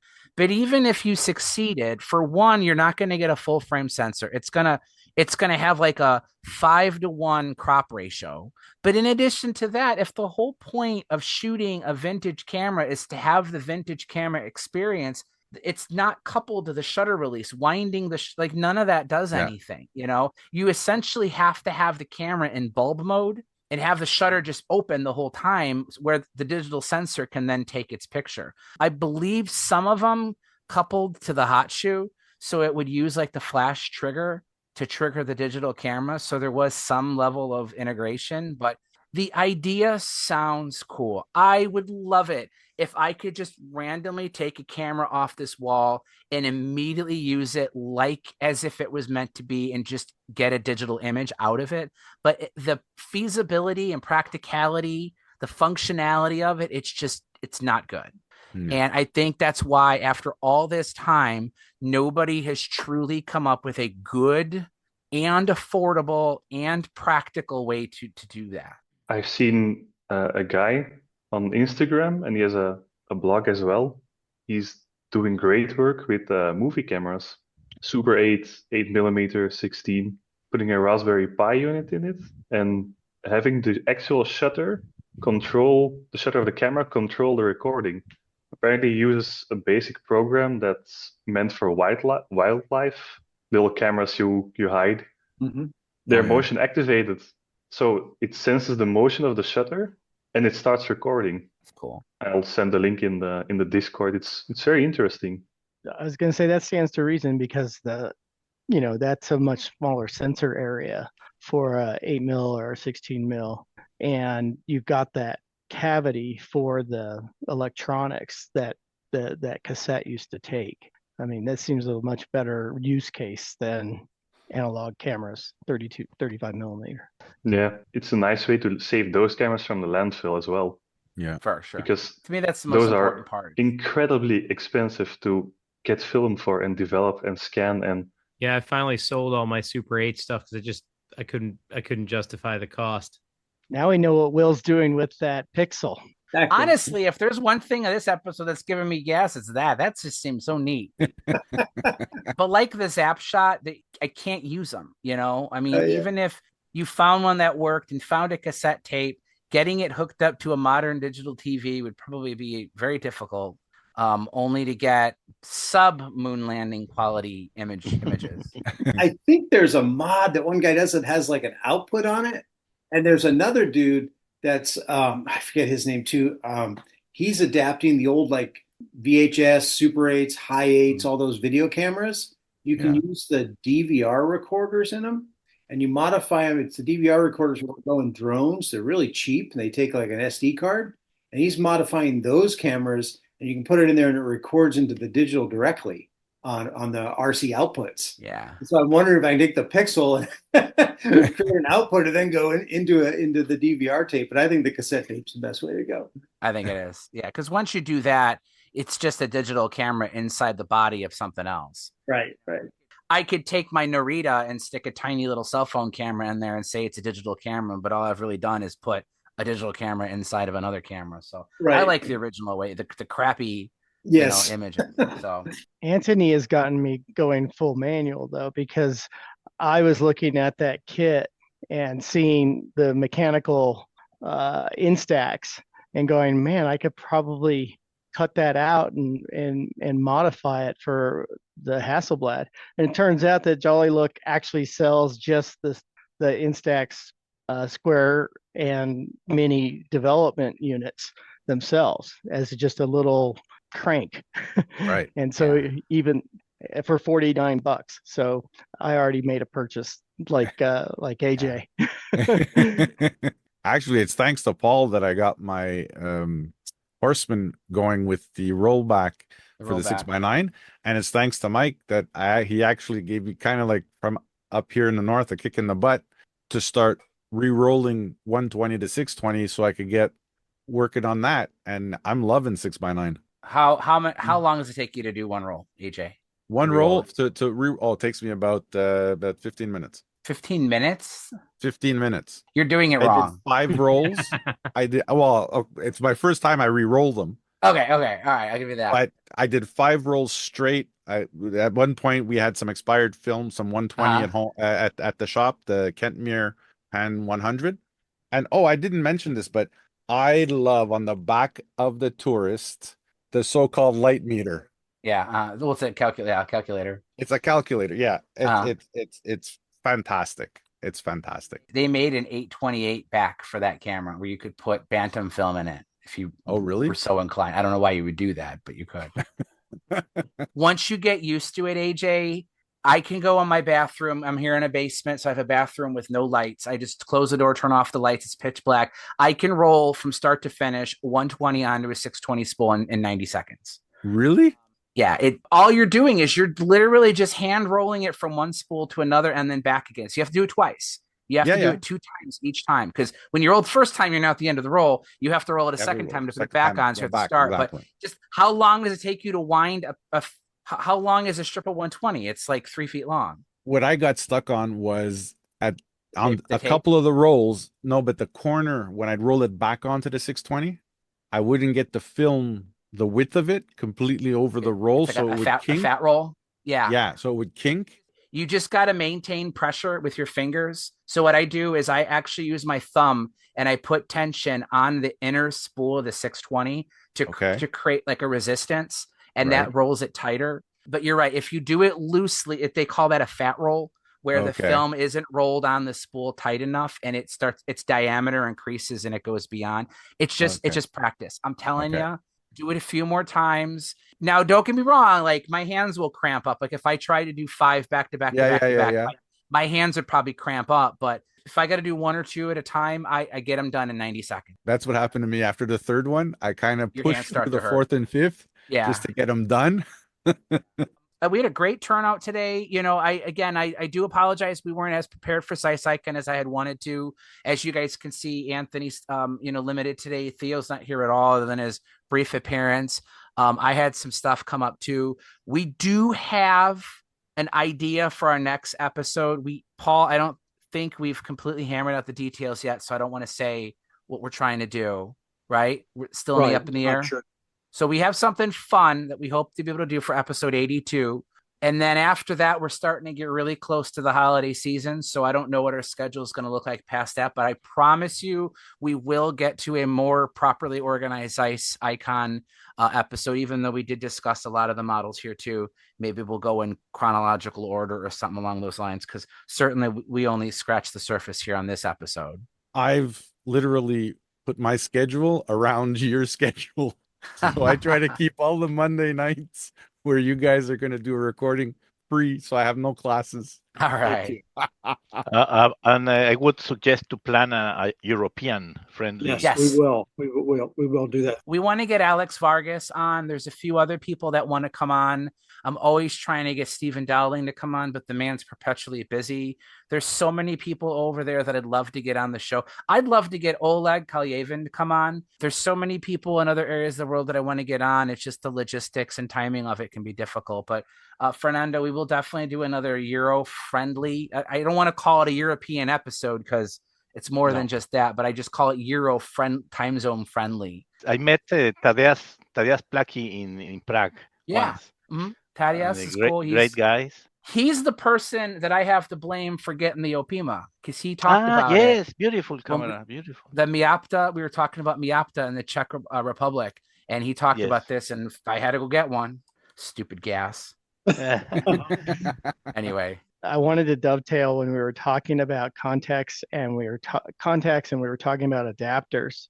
Of course, the G1 series, they make TechArt makes an adapter for Sony that has a screw drive on it, and I want them to make that for the Nikon Z. Like if they can make a screw drive that'll drive the G lens on a Sony, why can't they make an adapter that uses Nikon D lenses on the Nikon mirrorless cameras? Look at Kipon.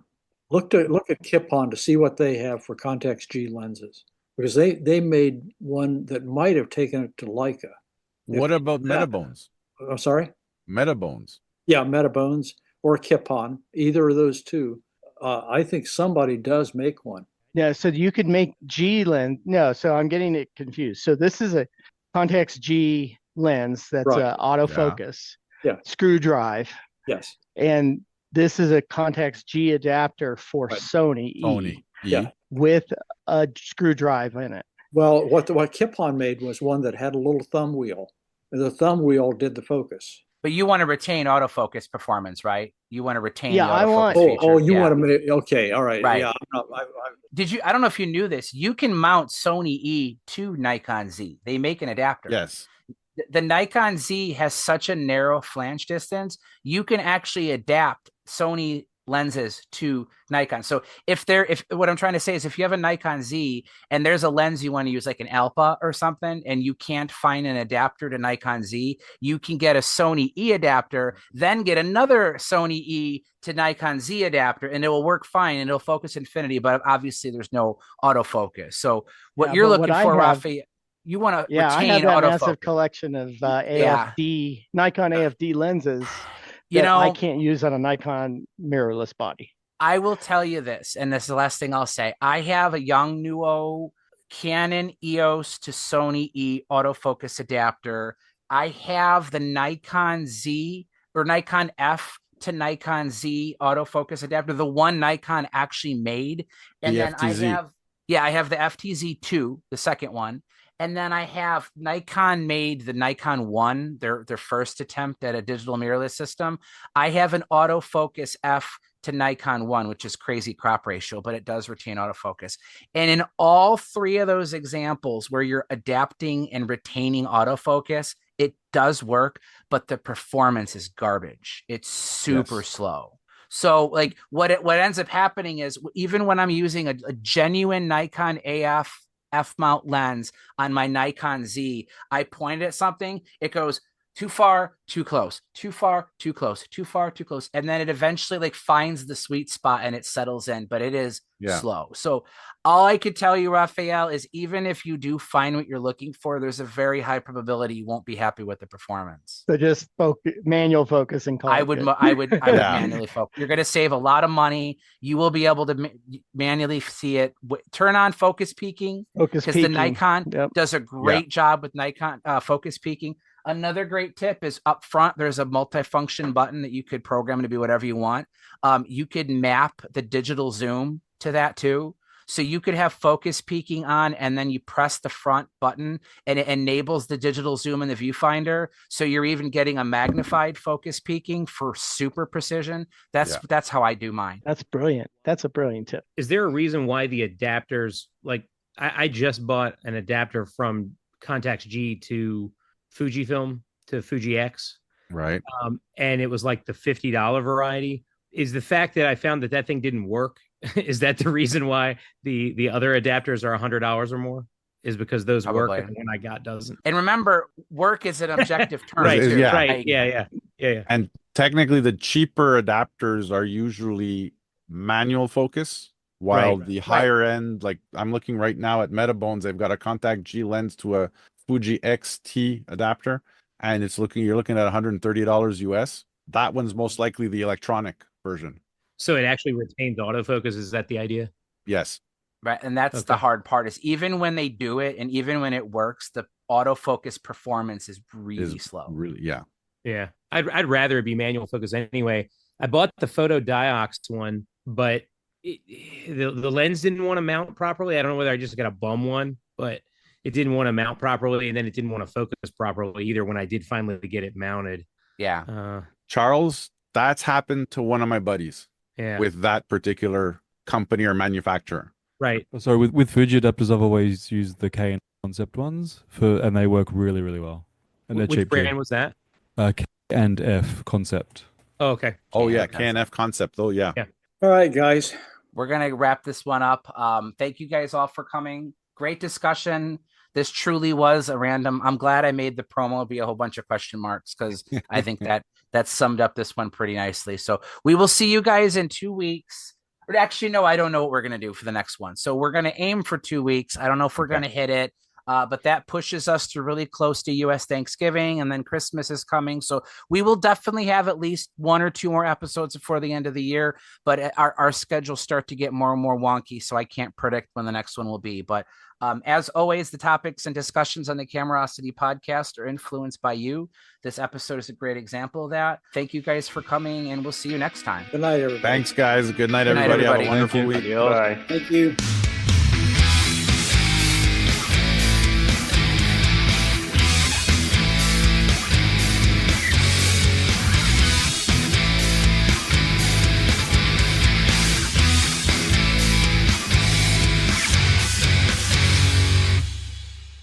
I've got a problem, I must admit. I have gas. That is gear acquisition syndrome. I can't stop buying cameras and lenses. I don't know, I've got so many different Leicas. And I just can't help myself. I just feel so impulsive. I just feel like I need. Mamiya 7. And the Camerosity podcast. Doesn't help. You go and the Camerosity podcast. do all these different Anthony, Paul, Theo, and Mike. Their gear, and they're doing reviews, and they tell you about the latest whiz-bang gadgetry. So my story started in 2018 when I got the photography bug, and that was 6 years ago. I was 48 years of age, and I'm screwed.